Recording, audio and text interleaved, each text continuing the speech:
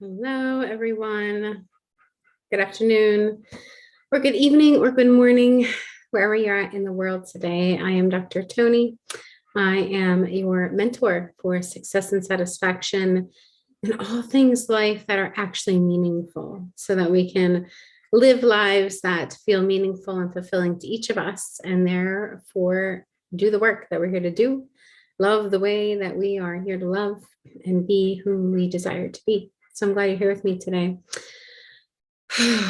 Uncertainty, change, transitions, the unknown, the unexpected,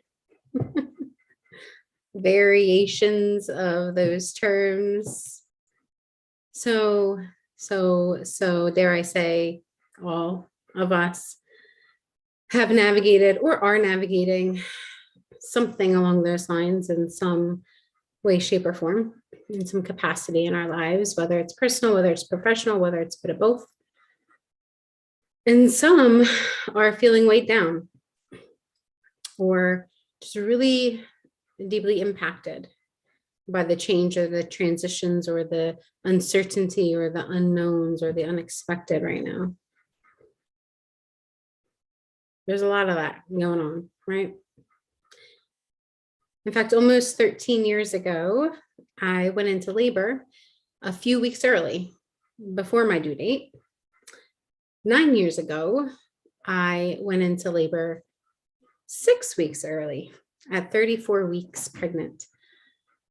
And then 5 years ago, I went into labor 4 weeks early before my due date at 36 weeks pregnant. And while not everyone has had children or births children, I think that there's a bit of imagination that can be had about how labor, going into labor early, brings with it some uncertainty, some unknowns, certainly transitions that are called for, and life change, and essentially being prepared for the unexpected. Right? Maybe you have some of that going on in your life, maybe not with pregnancy and labor, so to speak, but maybe other things in your life that you are birthing, whether it's a new project at work or working through a new relationship or kinks in an old relationship. Or maybe it's something within yourself that you've been struggling with, that you've been having a hard time with, and you don't understand why. Maybe it's something else I haven't even mentioned, where there's just a lot of uncertainty, there's a lot of unknowns, or there's a lot of change or transition happening. It's just there's unexpected or there's unwanted. I know for me personally, and for many other women as well, in the past several years, I experienced the initial excitement of quite a few pregnancies, and then they were followed by the sadness and the grief of an unexpected loss of several of those pregnancies as well, which I couldn't have predicted. And even if I could have predicted it, would that have changed that I had an emotional experience because of it? In fact, today I am 34 weeks pregnant, and based on my history, I don't know when this baby's going to come. Maybe there's something in your life that you have been anxiously awaiting, or not so anxiously awaiting, or been trying to avoid, that is up and coming. And you don't really know exactly how it's all going to pan out, even though you want to, or you don't really know how to make it work the way that you want to make it work. Or maybe it's something that you have been trying to make work and it's just not working the way that you want to make it work. Now, because of my history and being 34 weeks pregnant, I could go into labor today. I could go into labor next week. I could go into labor next month, 6 weeks from today. That's a pretty wide range to expect a child to come in through my body and into this world. But I can't know with 1000% certainty exactly Even within the matter of a few days, could I narrow? I can't even narrow that down. There's uncertainty. What is certain is that change and transition is going to happen, but exactly when, exactly how, that's uncertain. It's unknown. I bet if you take a peek at yourself, if you're called to this conversation in some way, shape, or form, then there is something, some part of you or something in your life right now that you are feeling similarly about. Like you can't plan for it even though you want to. You can't prevent it even though you want to. You can't X, Y, or Z, even though you might want to. Well, I have my past experiences and my intuition and my intentions to guide me along this process. The truth is that at some point I did wind up starting to find myself in many ways trying to plan for the unknown, trying to overly plan in some ways for the unknown. And maybe you can relate to that as well. Maybe you've got some kind of change or transition or unexpected thing or many unknowns about something up and coming that's got your mind racing lately, or got your heart beating quickly, or got your pace in your body feeling really heightened or feeling really tense in your mind or in your body. Because uncertainties are a part of life, right? And yet so often we want to feel certain in order to feel secure. It's as if we have to feel certain in order to feel secure and sane and with some kind of semblance of control. But being certain about how to do or fix or prevent or plan or prepare for everything is just not a part of our human abilities. It's not in our repertoire of what we get to decide. We don't get to control every single unknown. We don't get to prevent or plan or fix or even do something about every single unknown or every single detail of changes and transitions. We don't get to do that. And when we try, which many of us do, especially if you fall in the high achiever category, it is so frustrating or stressful, to say the least, right? Yeah, because life truly is filled with unpredictable events and experiences. It is. Some things we can predict, and absolutely some things we can control, but not everything, not every event, not every experience. Life is filled with surprises. And in fact, I think that's part of what makes life worth living, are those surprises that are beyond our control, because some of them are delightful. Some of those surprises do delight us. And they come when we least expect it, in a way we least expect it. And they catch us off guard, but in this good way. And we're like, I'm so glad that other relationship ended, even though I didn't understand why then, because now I have this partner and they're amazing and I love them and I couldn't imagine myself without them. As an example. I'm so glad that other business venture didn't work out, even though when I was in the middle of it, I thought it was my fault and I thought I was the one to blame and I thought I wasn't doing something right, but I really was trying to do everything I possibly could and I overextended myself, I burnt myself out and I was so mad that it didn't work out. But now I can see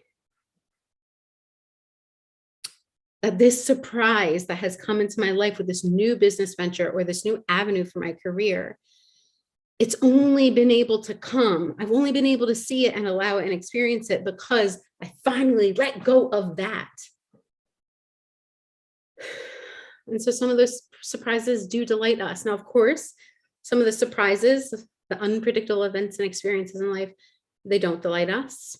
And there's, plenty that fall in between delight and not delightful.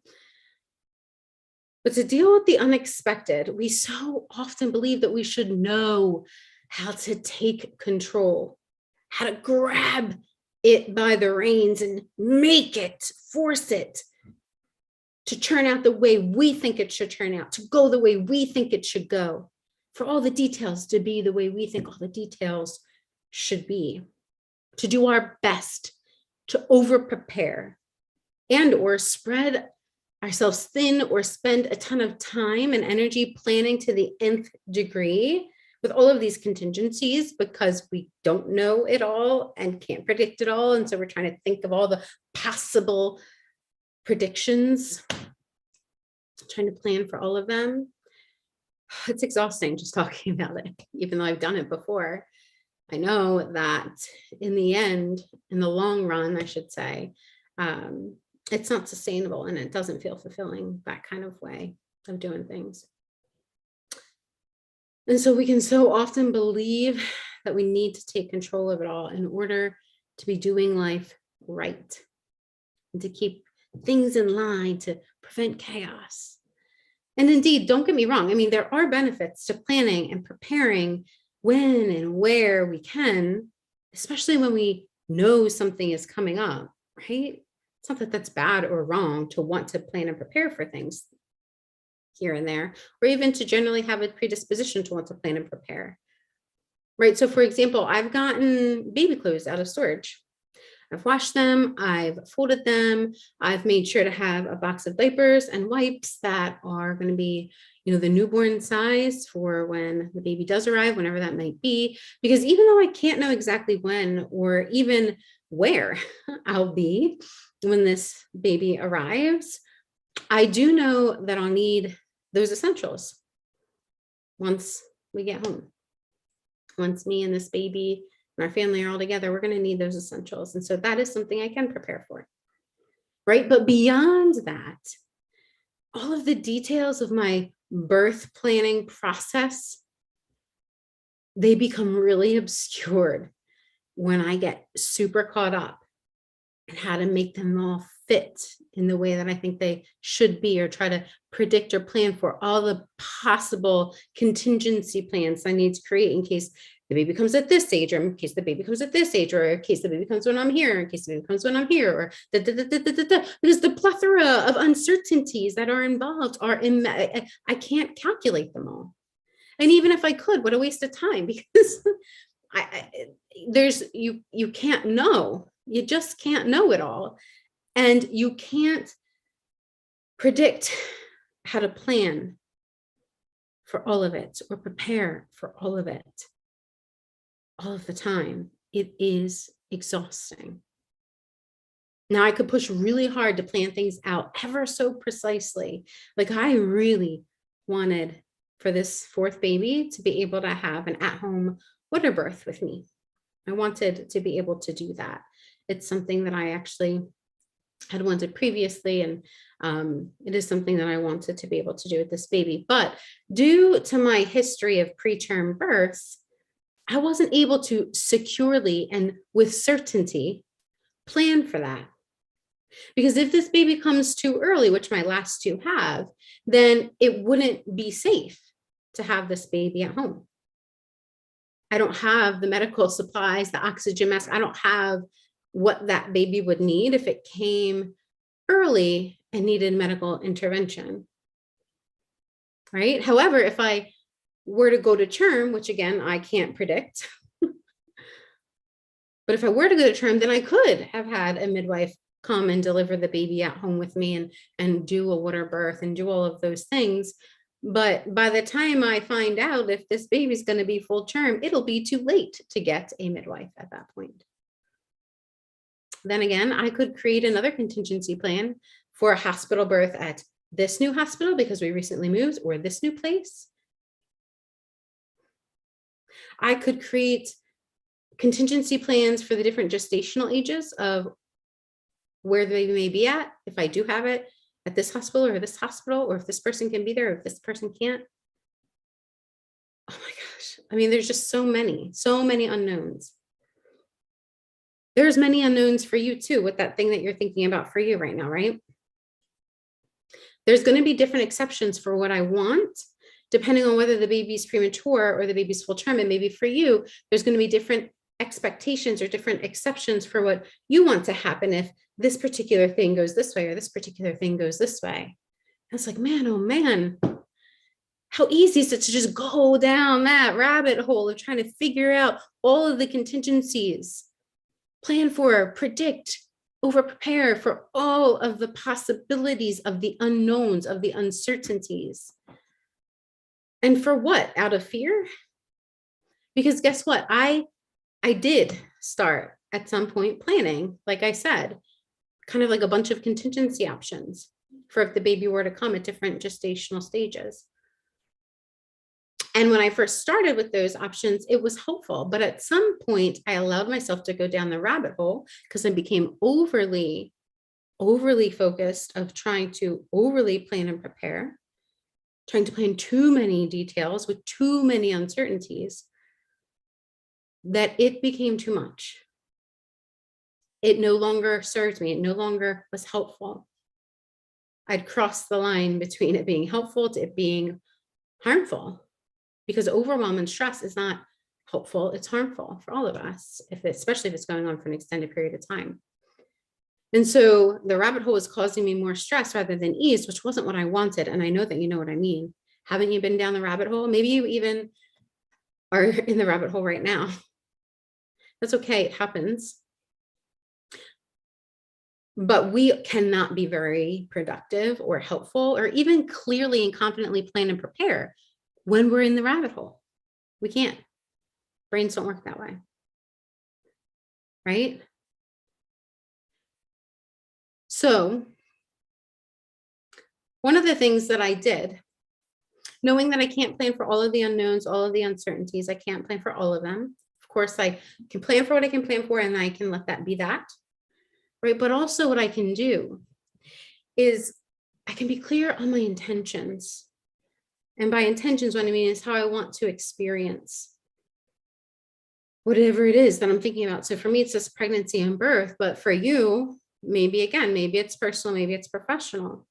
Whatever it is for you, what are your intentions for how you want to experience it? My intentions for this pregnancy and birth experience have been intentions of ease, to experience ease and spaciousness and peace and calm and support. And so going down that rabbit hole and mixing in the stress of trying to overplan for things that are just beyond my control was actually counterproductive. It was actually going against the intentions, the very intentions that I had set up for myself. We do that sometimes, but we don't need to keep doing that. We can catch ourselves. I don't do that to myself nearly as often now as I had, say, even 3 years ago, even just 3 years ago. Because the more we catch ourselves and we notice what we are doing, the more we can do about it. I ultimately had to make a choice. Let's say we have two general choices. I could keep trying to plan for the unknowns and cause myself more distress, unnecessary stress, or I could trust myself and my intentions and my intuition and my communication with my supports that no matter what happened, we got this. We'd figure it out step by step. Those are the two ultimate choices that I could choose from. So which do you think I chose? Those are the two ultimate choices, perhaps, that resonate for you that you can choose from. Which do you think you would choose? Because too much planning for the unknown amplifies stress. It amplifies anxiety. It amplifies fear and control issues. It throws our energy and nervous system all out of whack. It creates more cortisol in our bodies, which our brains don't bode well with when it's happening in excess. It detracts from positive experiences and adds to negative experiences. It's counterproductive, even though we often convince ourselves that it's part of being productive and responsible, right? I have to do this. It's part of being productive and responsible. We convince ourselves that that's truth, but it's actually not the truth because it's counterproductive. And it leads to more attempts to take action in ways that ultimately leave us or other people feeling like time has been wasted and energy depleted. So just like me, you get a choice too. If you're feeling like you're spinning your wheels about something, overthinking about something, over planning or preparing or trying too hard for too long about something, now's the time to challenge yourself to step back, even if only for a brief period of time. Even if you only give yourself 30 seconds to step back right here and now. Step back and see which of these choices you would like to make. Which of those two? I've chosen to step back and to reconnect with myself, my trust in myself, my knowing that I can take one step at a time My trust in my source, my higher power that I know it supports wellness in the world and in the universe. My trust in my supports who I've chosen and who have chosen to be there with me. To trust in my ability to set intentions for my experience. To trust my own intuition, my own knowing. And every time I'm reminded to practice this deeper trust, it's also a call for deeper surrender, because it's saying, I'm only going to focus on what I can control, and I'm not going to keep focusing on what I can't.